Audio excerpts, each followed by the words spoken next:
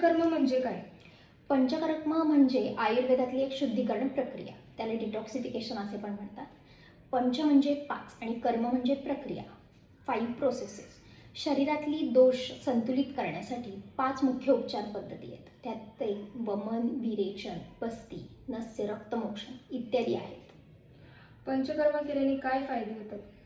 पंचकर्म केल्याने अनेक फायदे होतात. त्यातील काही फायदे म्हणजे शरीरातील विषारी द्रव्य बाहेर टाकले जाते, रोग प्रतिकारशक्ती वाढते, पचनक्रिया सुधारते, त्वचा स्वच्छ व तेजस्वी बनते, सांधेदुखी, स्नायुदुखी कमी करते, मानसिक ताण तणाव थकवा कमी करते, वजन नियंत्रण करण्यास मदत होते आणि हॉर्मोन्स संतुलित राहते.